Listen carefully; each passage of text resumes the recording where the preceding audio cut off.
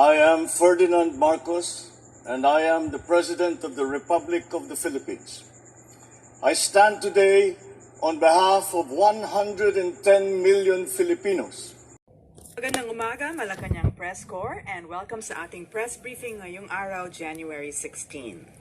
In the sectoral meeting led by President Ferdinand Marcos Jr., the Agriculture Department presented its three-year plan para sa masaganang bagong Pilipinas.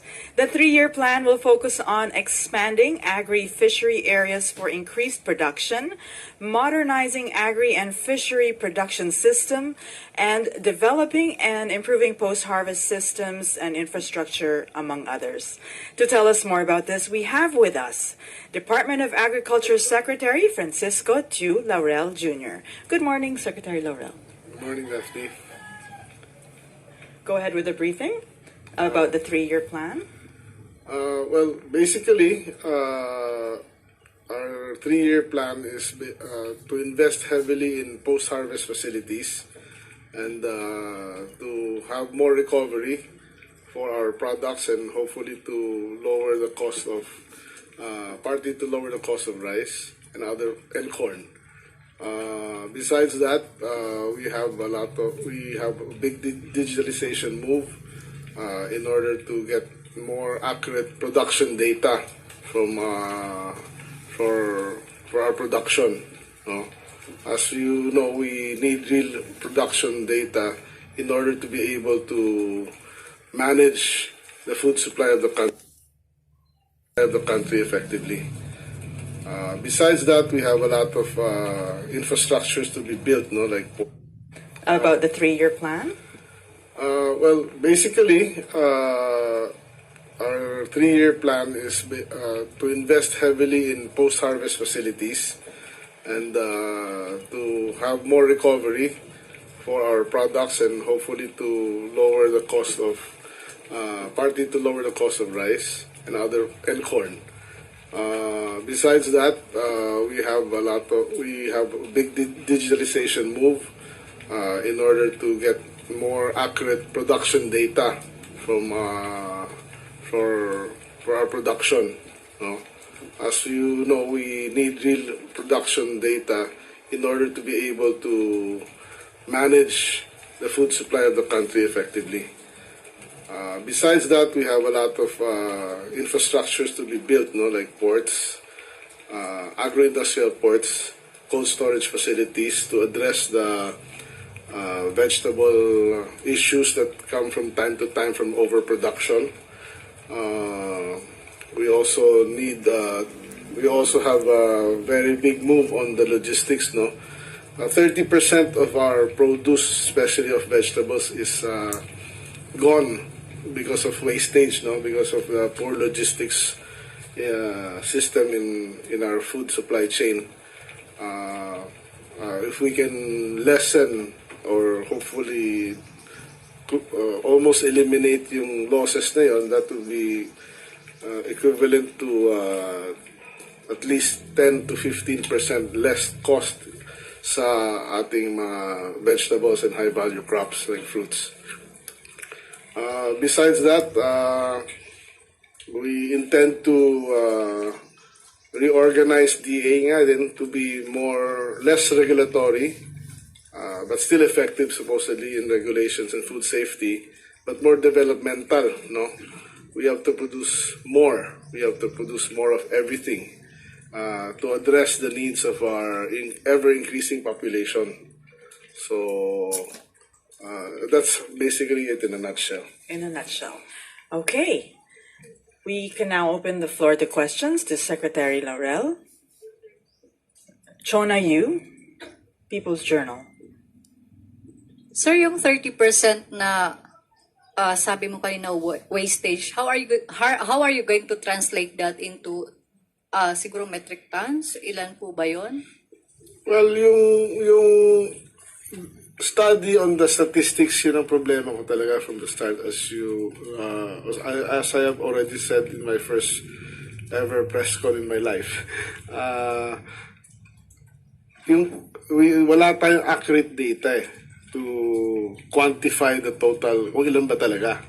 But I got the 30% actually from my own experience in the business sector, having run a cold chain logistics company before. And actually last Friday, I went to FTI and met the actual farmer, no, that brought his product from Benguet to Manila in FTI, and I asked him personally, just to validate my what I already knew from my private experience, no, and I was surprised enough to say na sinabi niya the same thing that was on my mind. Na tinanong ko, ilan ba boss yung ano natin, yung nawawala na produce mo na isang tonelada pagdating na Manila, ilan yung natatapon? Sabi niya mga 30%. Sir, what is the government doing, sir? Yung the other day, may mga farmers na namimigay na lamang ng mga vegetables nila kasi nga walang oversupply po. That's the main reason why I went to the FTI last Friday to see what available land available sa FTI, and to address that situation, we will be building a 5,000 pallet position cold storage for high-value crops and vegetables, which includes vegetables. Nako, good idea yan. To serve only the cooperatives and the farmers in our country.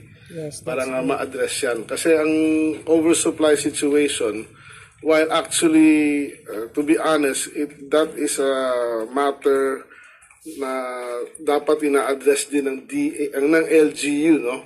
Because na-devolve na nga ang mga agricultural workers to the LGUs.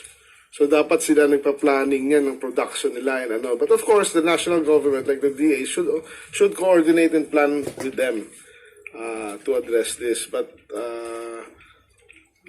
that's a work in progress that we will do. But in order to have a quick solution to this problem, hopefully after 13 or 14 months, latest June next year, nandiyan na yung facility to address that. Yes. Okay. Wow. Eden Santos na 25. Secretary, napanood niyo po ba yung napanood niyo po ba yung mga sibuyas sa Nueva Ecija na peste po?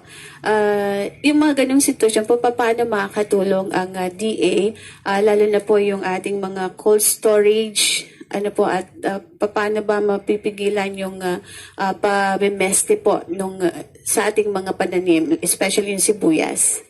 Doon sa nangyayari sa Nueva Ecija na yun, ay actually pinag-aaralan ko pa mabuti kung paano ma-address yun. Unfortunately, I don't have the answer today, but I'm looking into it, and hopefully within the next 2 weeks meron ng position ng DA on protocols to be set on how to address it. So paano natin matutulungan po yung mga magsasaka na naapektuhan po nung peste? Give them additional seeds to replant and maybe some pesticides along with it and some other support. How it will affect po yung ating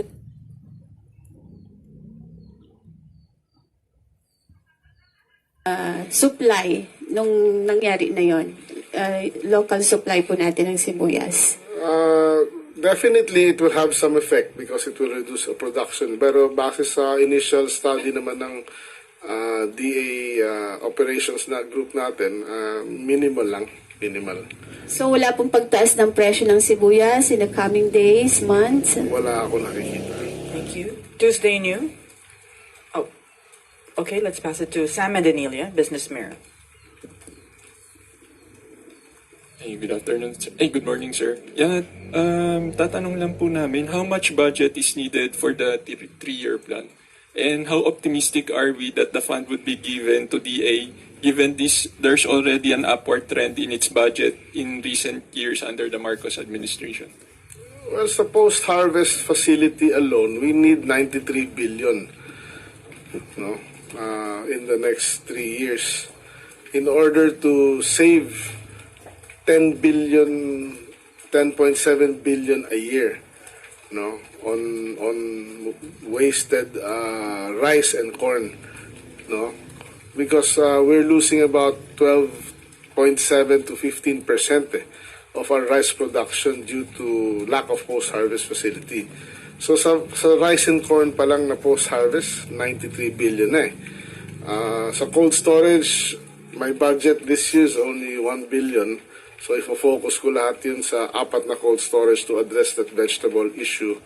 But that can only cover part of Luzon eh. So if we try to solve the problem as soon as possible, assuming 2025, I need additional 5 billion, no, to address the vegetable cold storage issue of the whole nation. How to get the money? I'm still new at government, so I'm still trying to figure that out also. Secretary, maybe we can go back to the post-harvest facility. At the meeting today, it was mentioned that there has not been any investment in post-harvest facilities in 40 years.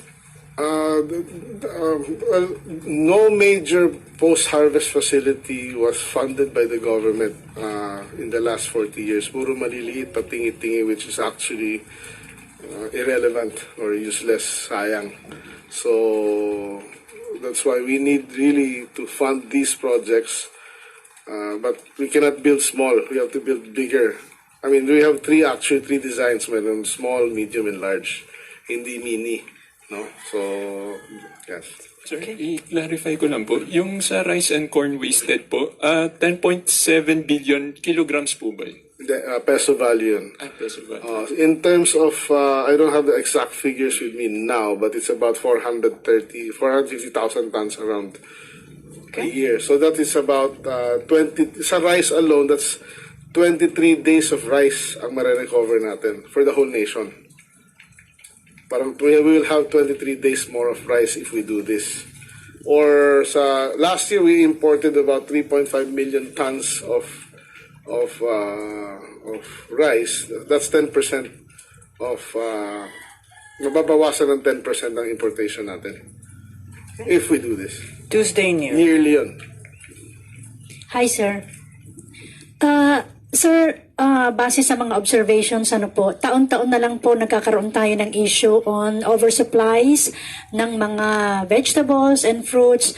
Mayroon na po ba kayong konkretong plano para ma-address po ito? At least parang yung mga oversupply ng repolyo ay magamit siya sa yung mga preserved products na tutulungan yung mga farmers na magawa iyon. Ang immediate solution then actually is what I mentioned a while ago is cold storage for them to extend the shelf life. No, we can also process that and into something else. No, but that has to be determined. But extension of shelf life alone will actually solve most of the problem. But there's so many ways to preserve it, no? Using nitrogen, using cold room with nitrogen, and many other ways. But kasi ang overproduction is also a result of poor planning.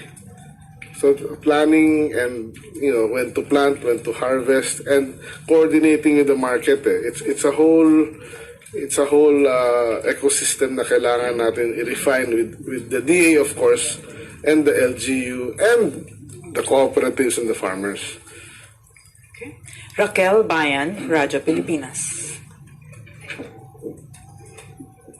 Sir, good morning po. Sa sectoral meeting po kanina with PBBM, may bagong directive po ba yung Pangulo natin on how to palakasin po yung production and yung pagpapatatag pa po ng agri-supply ngayong 2024 since may El Nino pa din po? Yung sa El Nino matter, it was actually the President has met with the cabinet 2 times last December to try to address the El Nino issue, no, and to have advanced planning on mga dapat gawin. Ang interventions natin na gagawin sa DA based on the meetings last December is to create more impounding, water impounding areas and facilities as soon as possible. And another way that we can help mitigate kahit konti is yung solar powered irrigation. we will be installing in certain areas as soon as possible. Sir, do we have latest data po kung magkano na po yung pinsala sa agri-products dahil sa El Nino po? Wala pa, fortunately. Okay. President Catarong, SMNI.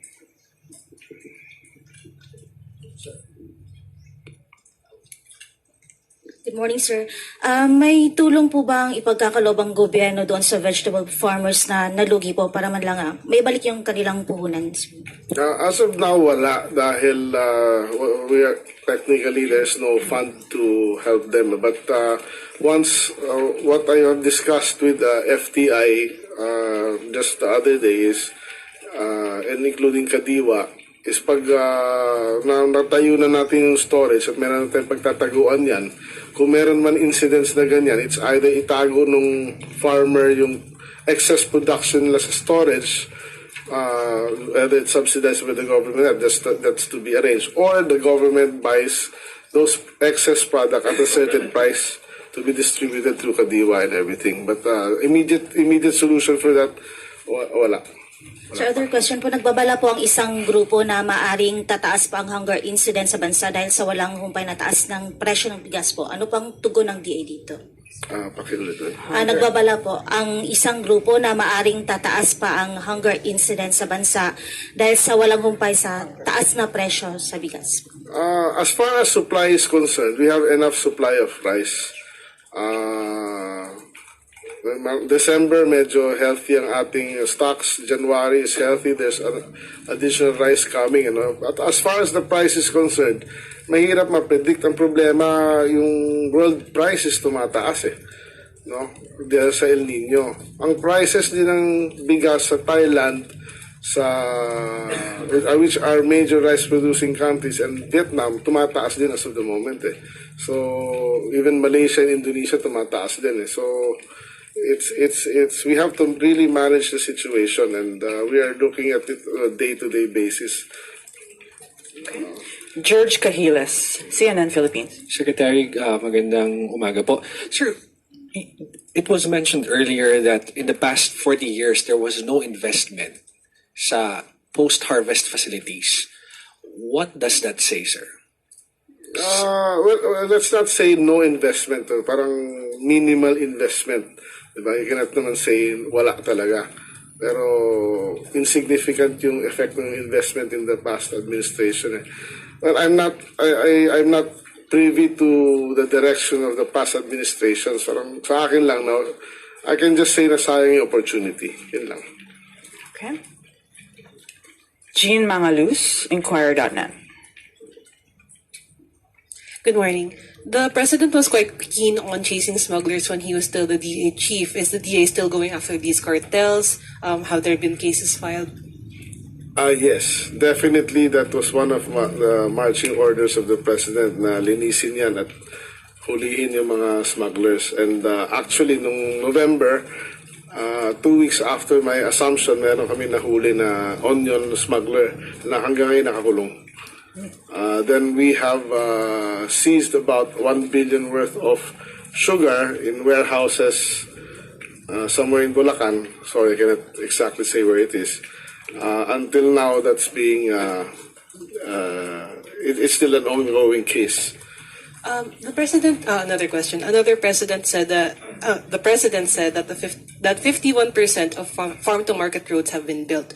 Can you provide further details? Where are they, and how do they translate to lowering the prices of goods? Well, if we build the right farm to market roads, it should lower prices of basic food. Since, alam mo, marami pang area talaga na mas mahal pa yung pagbaba ng gulay mula sa bundok papunta sa market kaysa doon sa presyo ng produkto mismo So, if we can put the right roads from the real farms to the markets, I think it should lower food prices by about at least 5%. By when po yung 5% na to? And may mga places po ba na... Ang problema dito, ang farm-to-market roads natin, medyo marami pang kulang Marami pang kulang. Malaking pera. And just to give you an example, no, sa irrigation alone, we still have 1.2 million hectares of unirrigated land. And it will cost the government 1.2 trillion in order to complete that. Diba? So, we need a lot of investments talaga. But of course, if we have 1.2 trillion more land to na irrigated, you can imagine that I think we'll be rice sufficient na by that time, as long as the population doesn't increase, no? Assuming. Next question, Kyle Atienza, Business World. Good morning, sir. Sir, in a recent report, Moody's Investor Service said that the tensions between the Philippines and China have more widespread effects on the Asia-Pacific region. Sir, may nakikita po ba tayong possible implications of Philippine food security as well as agricultural trade po between China and the Philippines? As of the moment, wala. Okay. Sir, also, follow-up lang, sir. The report also said that may implications, sir, yung weakening external demand. Sir, may impact po ba ito sa mga exporters natin, food exporters? What do you Weakening global demand, sir. Well, ang food worldwide is still short, so I don't think it really has an impact as of the moment. Okay, sir. Okay, Kenneth Pasyente, PTV4. Hi sir, good morning. Sir, may we ask kung ano naman po yung naging direktiba ni Pangulong Marcos pagdating naman po sa fishing, sir? Well, yung kaninang meeting, nag-emphasize si Presidente na kailangan natin i-increase yung aquaculture natin, dahil at the end of the day, that is what will feed the fish needs of our people. Ang fisheries natin, we really just have to manage very well. Of course, the President kanina, sabi niya, paano pa natin mapaparami yan? Isda. Then, of course, we have to repair the habitats. We have to let the fishing grounds rest, for a few years para rumami ulit yung isda. Then, na-emphasize din ni Mr. Presidente kanina na yung seaweed industry natin, kailangan palakasin din para magkaroon ng additional livelihood yung mga fishermen, which we will be doing. So besides that,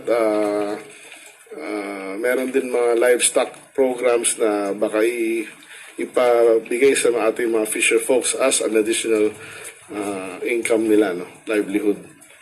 But besides that, meron ang panghuling nabanggit is to make the fishing communities cooperatives and give them bigger boats so that they can fish more, or be more productive, be more efficient. Okay. Sam Adelia, again, Business Mirror.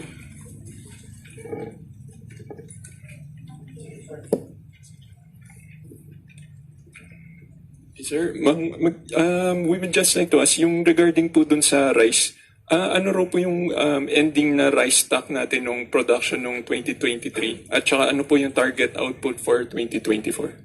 Technically, if I'm not mistaken, 20 million tons yung ating production, and 2024 should be almost the same due to El Nino. Okay. Sir, last question na lang po. Yung regarding po dun sa recently nakipag-meet si President Marcos with President Widodo, na-discuss po yung regarding po dun sa special safeguard duties for coffee. Meron po bang plan ang DA to review yung request ng Indonesia para alisin na po yung SSG? We're reviewing that. Okay. Ivan Mayrina, GMA7. Hi, Sec. Nabanggit niyo ho kanina yung dalawang interventions natin, yung post-harvest facilities at yung pag-minimize sa wastage, na ikanin nyo partly mapapababa yung presyo. By how much do you project na mapapababa ang presyo ng bigas if these interventions are put into place? Well, of course, sa bigas, it depends also on the world market, but assuming everything is stable and wala masyadong calamities or all of that, hopefully at least 5% din . So, okay, in a perfect world, ika nga ho nila, would the 20 peso per kilo of rice still be a goal for your Well, for the as I department? mentioned before, it's an aspiration. It's a target. Still, given the current realities. We'll try our best. Try our best. Sir, last na lang po. Mas maganda sir, may goal eh. Diba? Para everybody tries to achieve it as hard as possible. Then, yun. Balikan ko lang po yung tanong dun sa ayuda sa mga naluging vegetable farmers. Nabanggit nyo ho, walang maibibigay because technically walang pondo. Tama po ba yung? Yes. And the department is not keen on looking for the budget para matulungan sila. As much as possible, we're trying to find ways to matulungan sila, of course, no? I think that's the job of the government. As of the moment, our team at the DA is trying to figure out what we can give them. And as far as cash ayuda is concerned, I'm actually not a believer in that. I'd rather give farm implements, no, like seeds, fertilizer, something else, or you know. Pero definitely, we will try our best na makatulong tayo kasi yun ang mandato natin eh. Salamat, Secretary. Okay. Katrina Domingo, ABS-CBN. Microphone, please. Good morning, sir. Sir, last year on the sidelines of the ASEAN summit in Indonesia, I think, the Philippines and Vietnam signed a 5-year rice agreement with Vietnam. May we get the status of that agreement, and is the president expected to sign that cooperation deal once he travels to Vietnam later this year?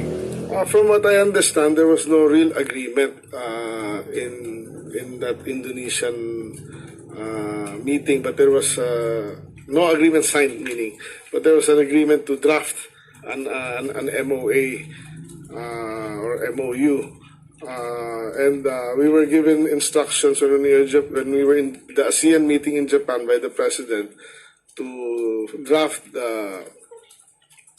finalize the MOA with Vietnam, so that pagdating ng trip this coming end of January, state visit to Vietnam, mapirmahan na, and we have the working draft na, and almost done na. Sir, can you give us a few salient points of that agreement?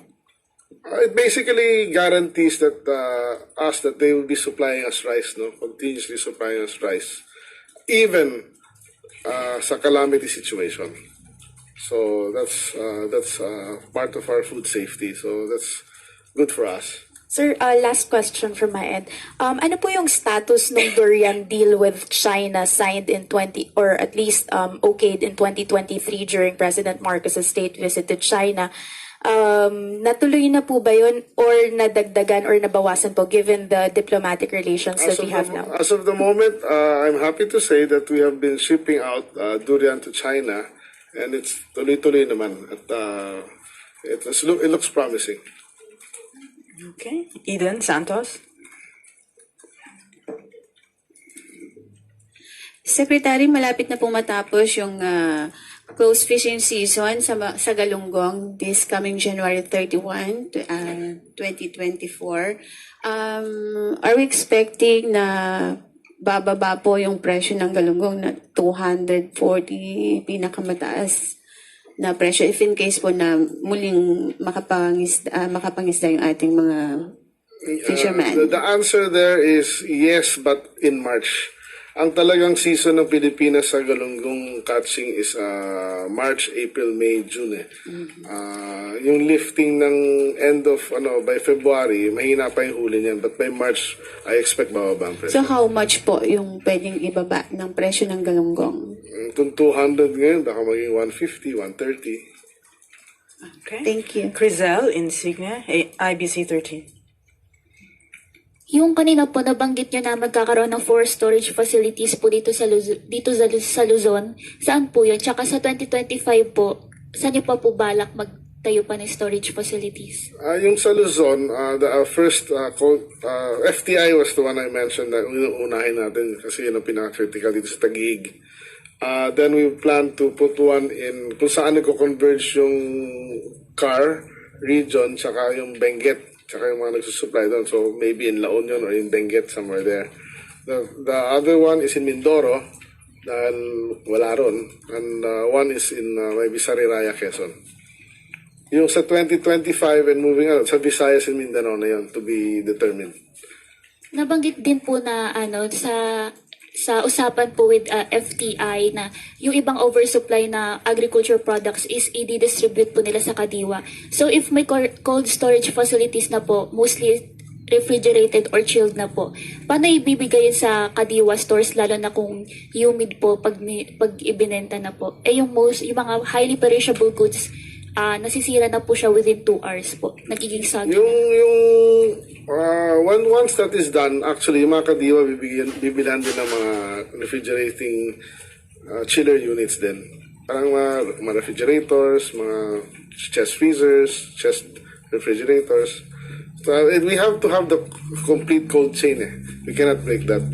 Okay. For food Thank safety. you very much. I think this ends our press briefing. Thank you so much, Secretary Francisco Tiu Laurel. Thank you for sharing the Para sa Masaganang Bagong Pilipinas plan. Maraming salamat, Malacanang Press Corps. Have a good afternoon. Thank you.